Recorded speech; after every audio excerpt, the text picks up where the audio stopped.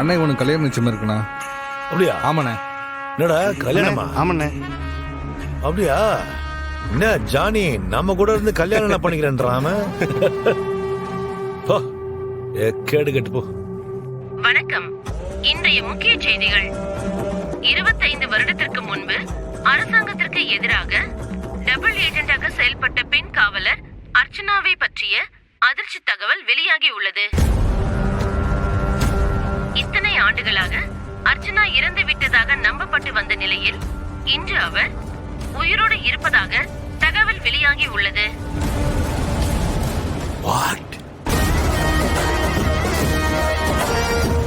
அர்ச்சனாவின் உடல்நிலை மோசமாக இருக்கும் காரணத்தினால் அவர் இப்பொழுது போலீஸ் பாதுகாப்பில் ஒரு தனியார் மருத்துவமனையில் சிகிச்சை பெற்று வருகிறார்.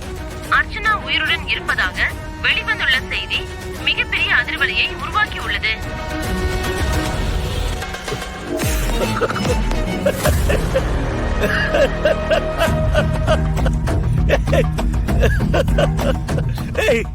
என்னடா அர்ச்சனா உயிரோட இருக்கின்றானுங்க.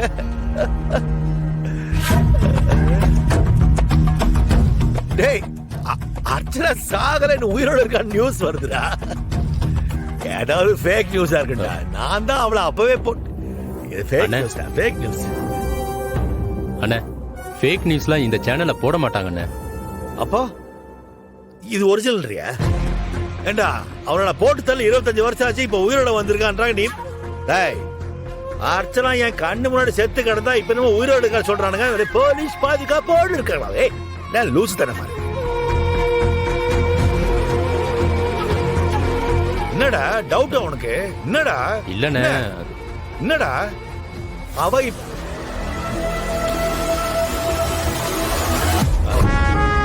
சரி, ஓகே, அவ இருக்கானே வச்சுப்போம். அவ எங்க மறைஞ்சிருப்பா? எனக்கு தெரியாம எப்படிடா நான் விட்டுருப்பா? டேய், நான் வருமாடா விட்டுருப்பல. என்னடா? இல்லண்ணே, அது டேய், என்னடா டவுட் பண்றியா? அவ இருப்பா நினைக்கிறேன் நீ? இது உண்மையா இருக்குமோன்னு எனக்கு தோணுதுண்ணே. சான்ஸ் இல்லடா, இருக்காதடா. நான் தான் பார்த்தேன்டா அவளை. She's dead. டேய், பாரு, இது உண்மையா இருந்தா முடிஞ்சு போச்சு. இது உண்மையா இருந்ததுன்னா நம்ம எல்லாரும் காலி. வர்மா சாம்ராஜ்யம் காலி. ஆனா இப்போ எல்லாருக்குமே தெரிஞ்சிருச்சு. கண்டிப்பா அந்த வர்மாவுக்கும் தெரிஞ்சிருக்கும்.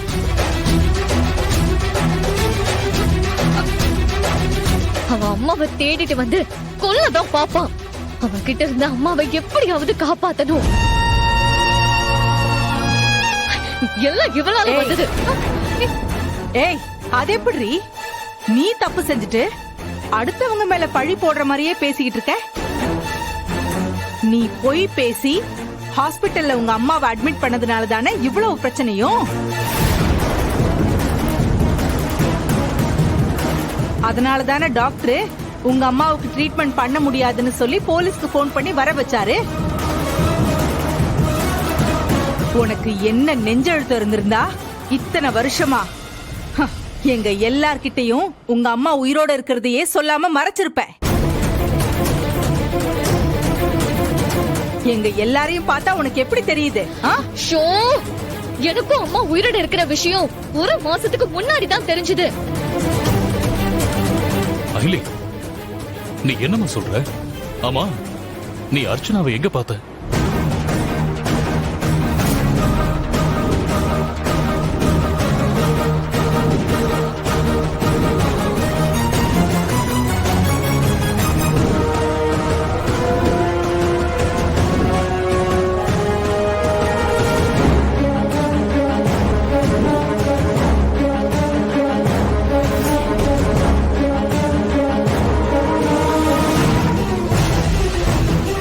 அதனாலதான் நான் அங்கிருந்து அம்மாவை யாருக்கும் தெரியாம இந்த ஹாஸ்பிட்டலுக்கு கூட்டிட்டு வந்து சேர்த்தேன். வர்மாவுக்கு நான் தான் அர்ச்சனாவோட பொண்ணுன்னு தெரியும். அதனால யாருக்கும் டவுட் வந்துட கூடாதுன்னு தான் சிவாவோட அம்மான்னு சொல்லி ஹாஸ்பிட்டல்ல அட்மிட் பண்ணோம். அடி பாவி, அப்ப நான் அன்னைக்கு வீட்ல பார்த்தது உண்மையிலே உங்க அம்மா தானா? நான் சொன்னேன்லமா இவ அந்த வீட்ல இருக்கிறவங்களும் ஏமாத்திக்கிட்டு இருக்கான்னு. உன்னை போய் இந்திராணி நம்பிக்கிட்டு இருக்காங்களே, இந்நேரம் அவங்களுக்கு உண்மை தெரிஞ்சிருக்கும். உனக்காக தான் வெயிட் பண்ணிக்கிட்டு இருப்பாங்க. இன்னைக்கு நீ எப்படி அவங்க முகத்துல முழிக்கிறேன்னு நானும் பாக்குறேன். இவகிட்ட என்ன பேச்சு வேண்டி கிடக்கு? இவ அம்மா ஒரு கொலகாரி, இவ ஒரு ஏமாத்துக்காரி. இவங்க 2 பேராலையும் நம்ம எல்லாருக்கும் பிரச்சனை தான். இவங்க எல்லாம் நம்ம கூட இருந்தா கண்டிப்பா நம்ம குடும்பம் விளங்கவே விளங்காது. ஏய், இங்க பாரு, இனிமே நீ உங்க அம்மா உங்க 2 பேருக்குமே இந்த குடும்பத்து கூட எந்த சம்பந்தமும் கிடையாது. போடி வெளியே போடிங்கிறல்ல. ஏங்க